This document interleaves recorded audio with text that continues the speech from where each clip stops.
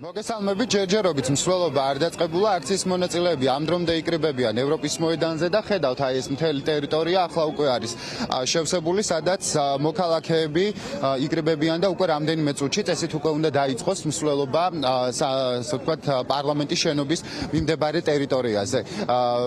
გადმოვალ თქვენთან კითხვით, თუ შეიძლება რამდენ ხანში დაიწყება მსვლელობა, კიდევ ერთხელ მსვლელობის მნიშვნელობაზეც რომ გვითხრათ.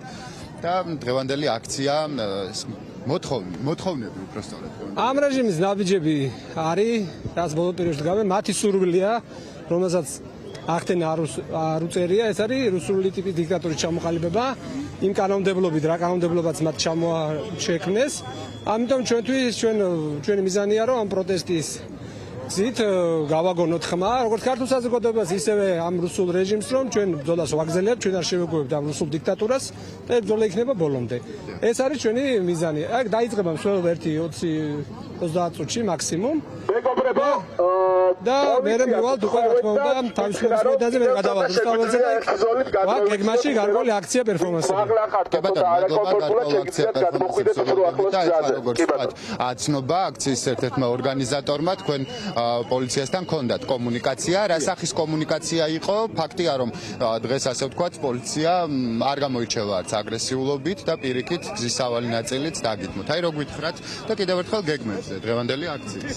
კი, როგორც ხედავთ, საკმაოდ ბევრი ხალხი ვართ და რაღაც ხალხი გალავანზე ის რომ ვიღაცებს ეშინიათ როგორც ჩანს, ანუ ვთქილობენ რომ არ ჩამოვიდნენ გზაზე და სწორედ პოლიციას თხოვეთ რომ კიდევ ერთი ზოლი დაეთმოთ, იმიტომ რომ ძალიან დიდი რაოდენობა ვართ უკვე ხალხის და არაკომფორტულად რომ არ იყოს და მიჭლეტი არ იყოს, რაც დაგვთანხმდნენ, გადაწიეს კიდევ ერთხელ და ახლა დაველოდებით ჯერჯერობით. რაც შეეხება გეგმებს, ჩვენ გავემართებით თავისუფლების მოედნისკენ მარშით, შეძახილებით, შესაბამისი მუსიკით და კიდევ ერთხელ დავანახებთ ოლიგარქიულ, კლეპტოკრატიულ რეჟიმს, რომ ჩვენ არ ვაპირებთ შევეგუოთ საქართველოს ღირსეული მოქალაქეები იმას, რომ მოგპარონ ჩვენი ღირსება, ჩვენი კონსტიტუცია, ჩვენი თავისუფლება, ჩვენი დემოკრატია და კიდევ ერთხელ ვაჩვენებთ ჩვენ ძალას, რომ არ ვეგუებით უწყვეტი პროტესტი გრძელდება და კიდევ უფრო ხშირშია დაინიშნება ასეთი დიდი მარშები.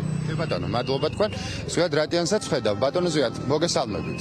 თუ შეიძლება გითხავთ, თქვენ უერთდებით დღესაც უერთდებით აქციას, მსვლელობას, თქვენი მთავარი სათქმელი კიდევ ერთხელ და იმ მთელ ამ პროცესს როგორ შეაფასებდით, იმიტომ რომ გააქტიურდა ერთი მექანიზმი კიდევ ეს არის უკვე ჯარიმების გამოწერა და შეიძლება დღევანდელი აქციის შემდგომაც არაერთ ადამიანს მიუვიდეს ჯარიმა.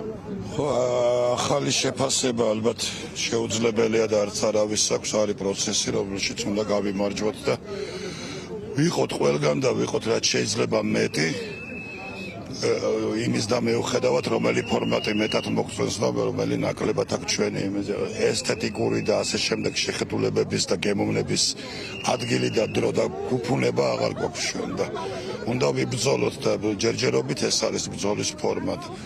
რაც შეეხება ჯარიმებს ხოლმე აგითხრათ ეხა ავადყოფებზე ვლაპარაკობთ ხო არა აბსოლუტურად ეს ნაცოდვილ არის რაღაცა კანონებს, რომლებსაც სვლიან და რომლებსაც ამტკიცებენ თანხმობის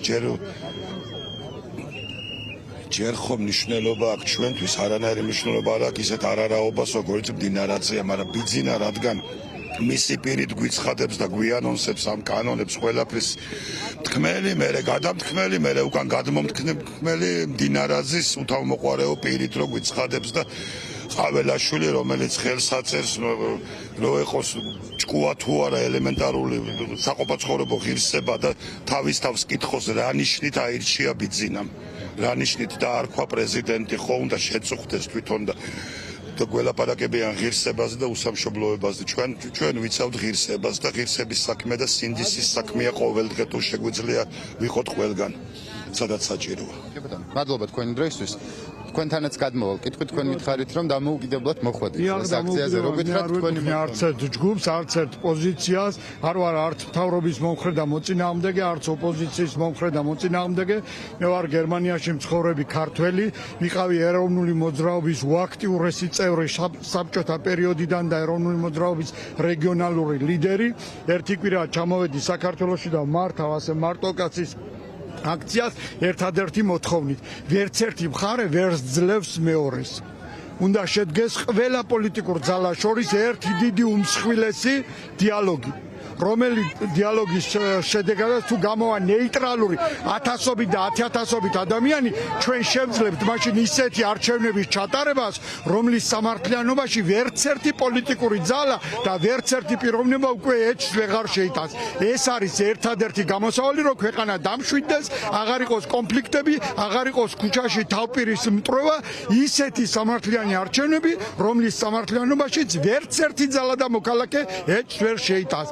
ეს უნდა გააკეთოს ნეიტრალურმა ადამიანებმა, რომელიც არც ერთ ძალას არ ეკუთვნიან, არავის არ ლანძღავენ, ლანძღვისა და მუშტიკრივის კულტურა, წიხლის კულტურა უნდა დამთავრდეს საქართველოში ერთხელ და სამუდამოდ, უნდა გადაიზარდოს ეს პროგრამებით, იდეებით, აზრებით ბრძოლის უმაღლეს პოლიტიკურ კულტურად. ეს არის ჩემი სურვილი და თუ თანამოაზროებს ვნახავ, ძალიან გამიხარდება. მადლობთ. მადლობა თქვენ დროისთვის. ასეთი აქ ადგილზე არსებული ვითარება, რაც შეეხება პოლიციას მხარესაც გაჩვენებთ, საპატრულო პოლიციის წარმომადგენლები დგანან, ხოდიშ გიხდით, აი აქ წკრივში ხედავთ და ხდება ესე ვთქვათ დაცვა ამ ტერიტორიის, აქციის მონაწილეებს რამდენიმე ზოლი ახლა დაუთმეს, მათ შორის წეღანაც და როგორც ვიცით, არიან ინფორმირებული ხელმძღვანელი პირები, მათ შორის იმ მარშრუტზე, რომლითაც გადაადგილდებიან შემდგომ უკვე აქციის მონაწილეები. მშვიდი ვითარებაა შეიძლება ვთქვათ, აქციის მონაწილეები იკრიბებიან და უკვე როგორც თქვენ მოისმინეთ, დაახლოებით 9 საათში დაიწყება მსვლელობა საქართველოს პარლამენტის მიმართულებით.